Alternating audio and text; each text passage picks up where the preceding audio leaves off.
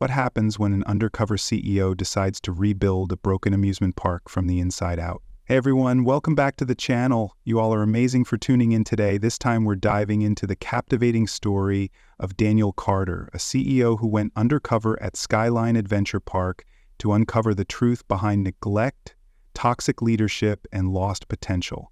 What he discovered wasn't just a managerial failure. It was a community waiting to be rebuilt. Stay with us to find out how Daniel's bold actions transformed the park into a thriving, welcoming place for everyone. The wind swept through the towering Ferris wheel at Skyline Adventure Park, its bright lights twinkling against the evening sky like a promise of wonder.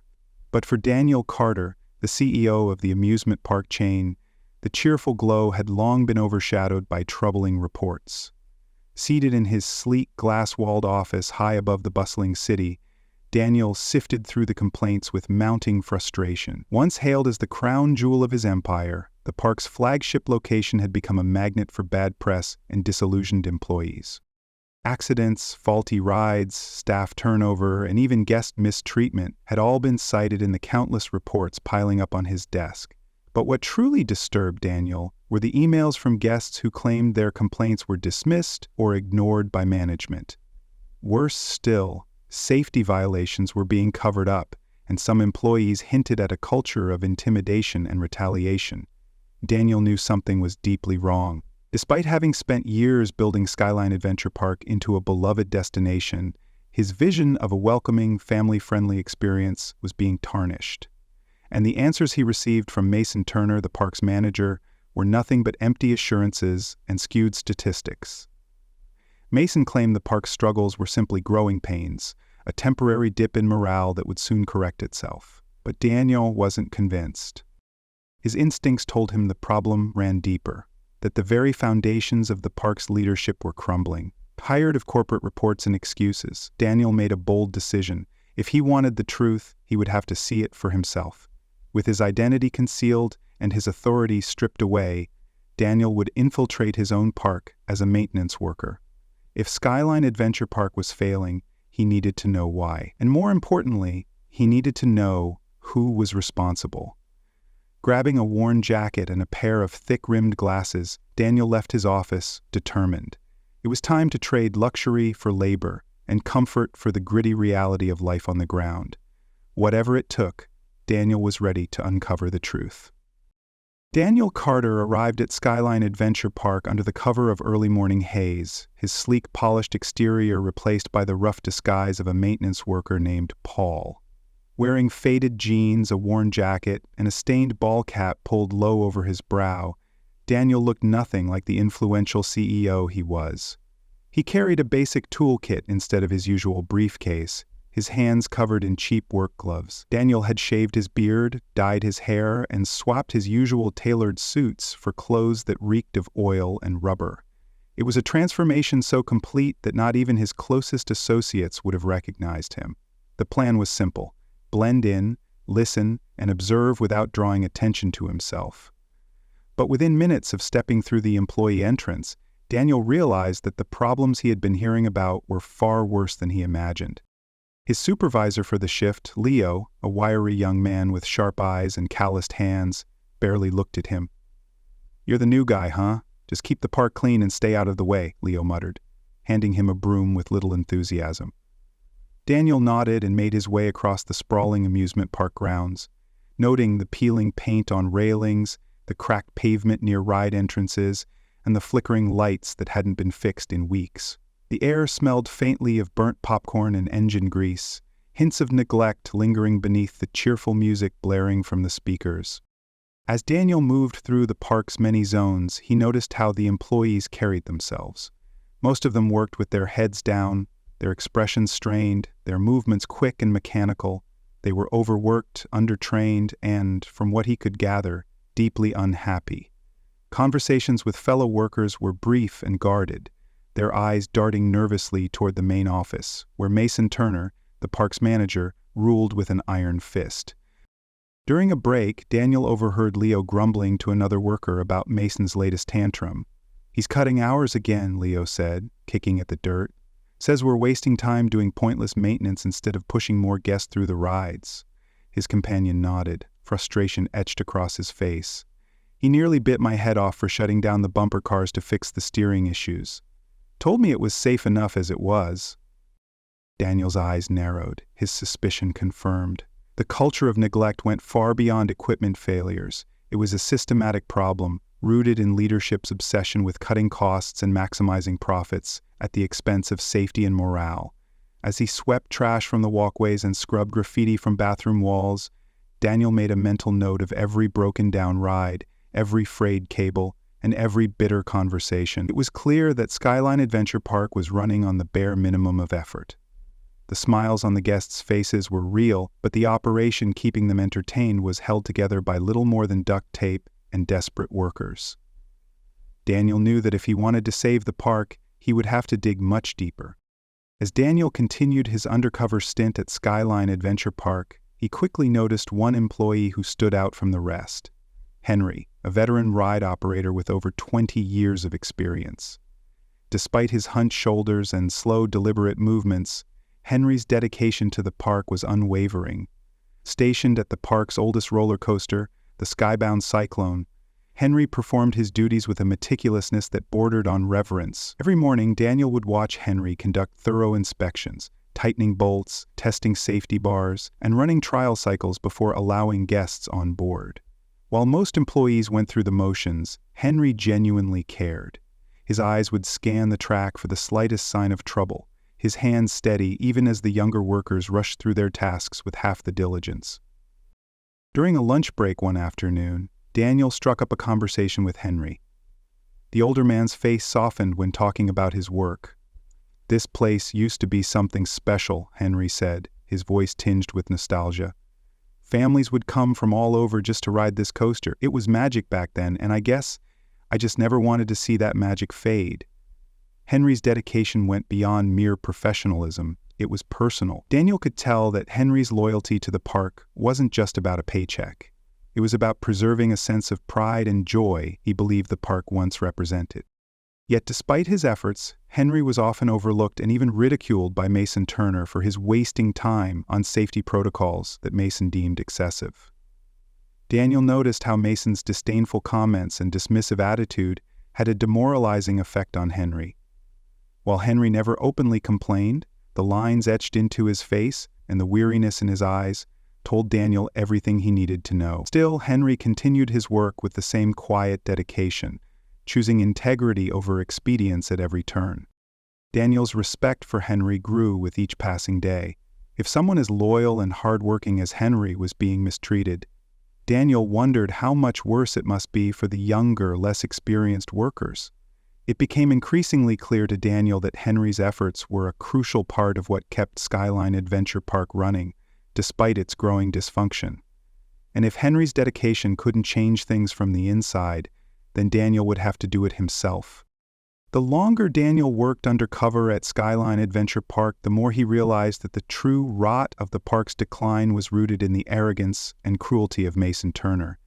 As park manager, Mason wielded his authority like a weapon, ruling through fear and intimidation rather than respect. Daniel witnessed countless examples of Mason's harsh management style, especially his disdain for veteran employees like Henry. During one particularly crowded Saturday, the Skybound Cyclone experienced a minor technical glitch, causing a temporary delay. Henry, ever cautious, insisted on running multiple safety checks before allowing guests back on the ride.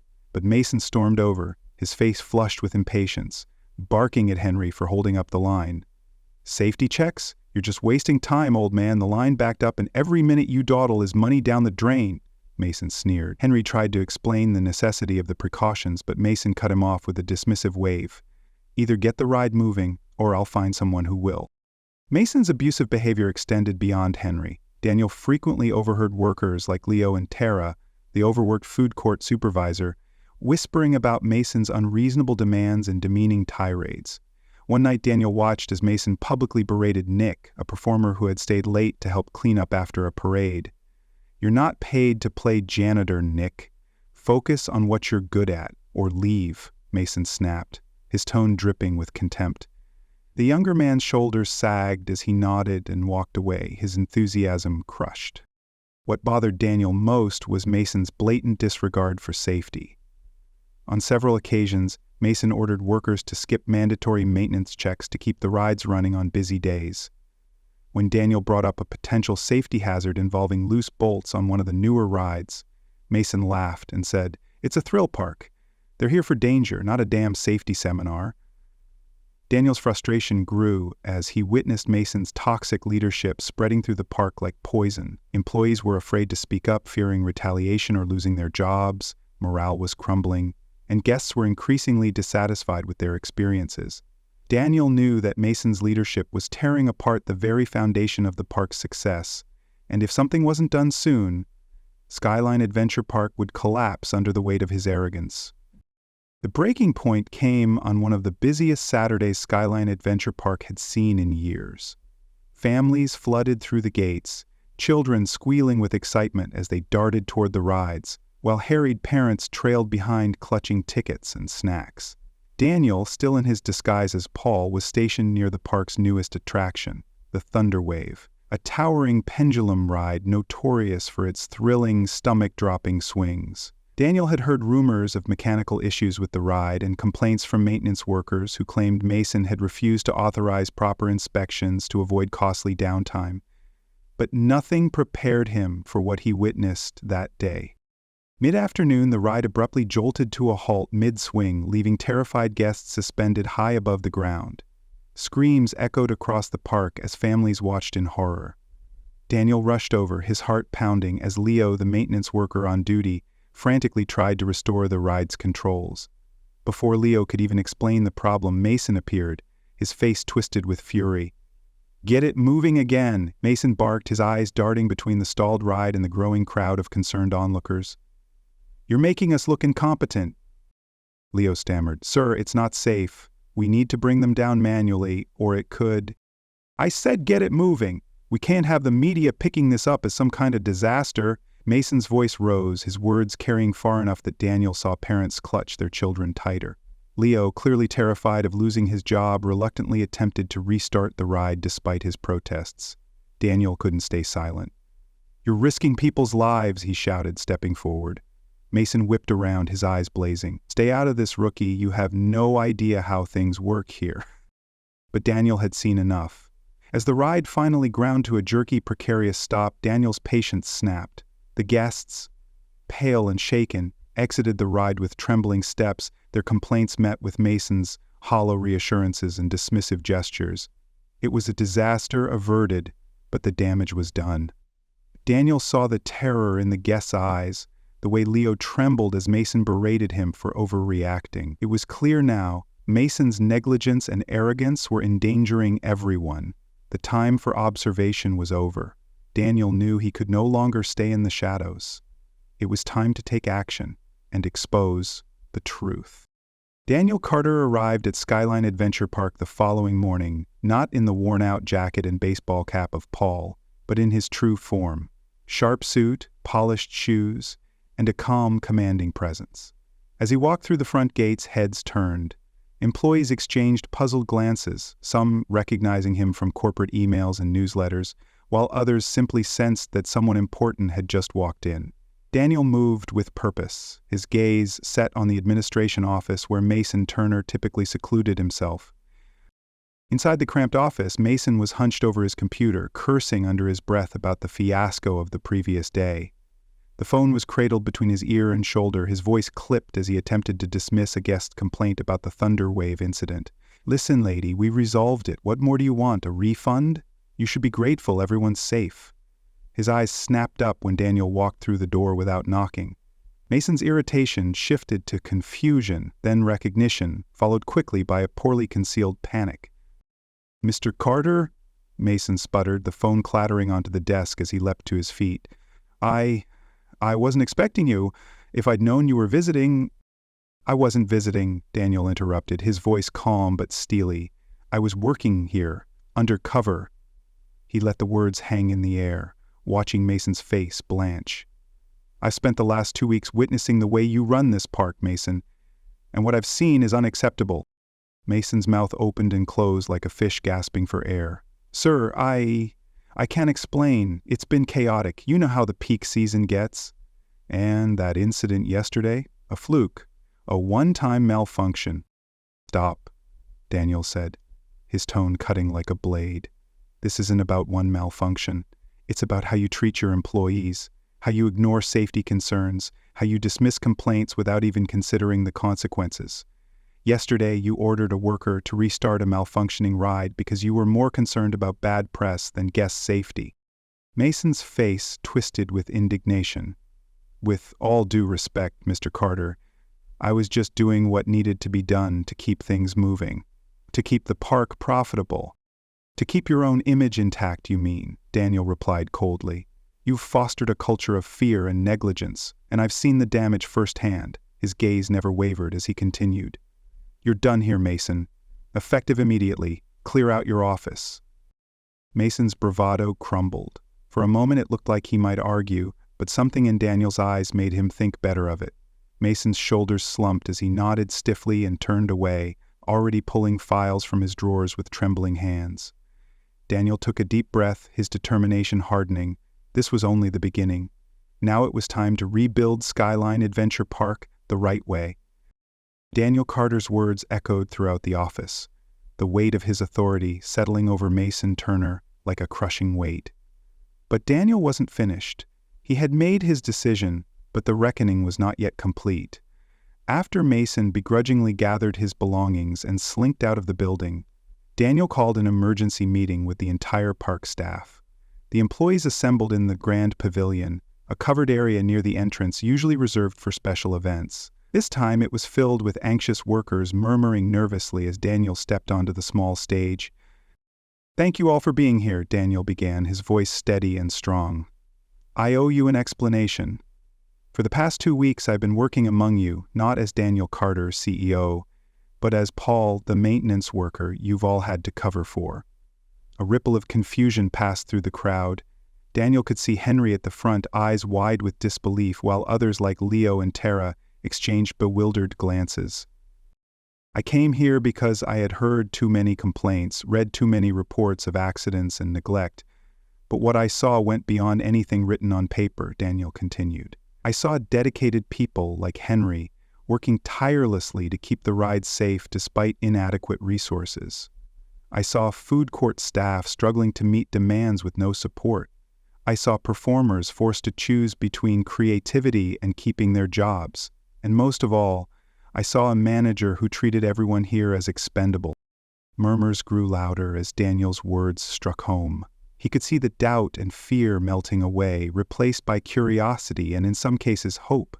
What happened with the Thunder Wave yesterday was the final straw. That ride malfunctioned because safety protocols were ignored. Not by you, but by the man I trusted to lead this park. Mason Turner is no longer your manager. Gasps rose from the crowd, but Daniel pushed on. I fired him this morning because his leadership was poisoning this place. Daniel paused, letting his words settle before continuing. But it's not enough to cut out the problem. I need to rebuild what he broke. And I can't do that without you. His gaze swept across the crowd. I'm implementing changes, starting today. From now on, safety protocols will be enforced rigorously. Every maintenance request will be documented and addressed. Employee feedback will be prioritized, and anyone who feels threatened or undervalued has my personal assurance that their concerns will be heard. Daniel took a breath, his eyes meeting those of his employees one by one. You all have a choice. You can walk away, or you can help me rebuild Skyline Adventure Park into what it was always meant to be, a place of joy, safety, and respect. The crowd was silent, but Daniel could see something new in their faces, something Mason Turner could never inspire. Belief. After the crowd had dispersed, Daniel found Henry near the skybound Cyclone, his calloused hands carefully inspecting the tracks as if nothing had changed. But Daniel knew better. Henry had heard every word of the speech, and though his expression remained stoic, there was a spark of cautious hope in his eyes. Daniel approached, his shoes crunching softly against the gravel as he stopped beside the older man. You've been holding this park together longer than anyone else, Daniel began, his voice steady but warm. While others were cutting corners and dismissing safety, you kept your standards. You never compromised your integrity. Henry straightened, his gaze wary but attentive. "Just doing my job, sir. Trying to keep people safe." "More than that," Daniel corrected. "You've been setting an example.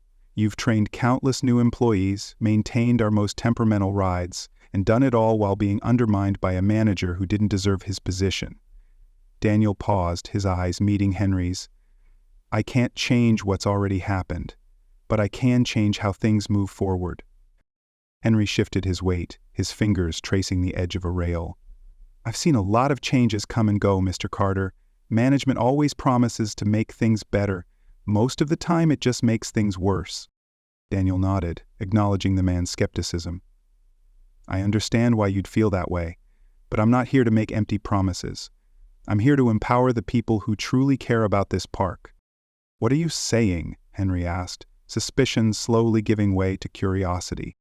"I'm saying I want you to be the new maintenance supervisor," Daniel replied, his tone firm. "You'll have authority over all safety inspections, repairs, and maintenance schedules. You'll report directly to me. No more interference from managers who don't understand what's really important." Henry's eyes widened, his gruff exterior faltering. That's a lot of responsibility." "And you've earned it," Daniel insisted. "The park needs leaders who care. Leaders who will prioritize safety and integrity over shortcuts. You've been doing that all along. Now it's time for you to be recognized for it." Henry stared at Daniel for a moment before nodding slowly. "All right, if you're serious about making things right, I'm in." Daniel extended his hand. "Then let's get to work." Henry shook his hand firmly, his grip strong and sure. It was a new beginning for both of them. Implementing true cultural change at Skyline Adventure Park wasn't going to happen overnight, but Daniel was prepared to do the hard work. His first step was ensuring that Henry, now officially promoted to maintenance supervisor, had the tools and authority to conduct thorough safety checks without interference. Daniel met with Henry and the maintenance crew every morning, listening to their concerns and creating action plans to address them. Broken rails, malfunctioning rides, faulty seatbelts.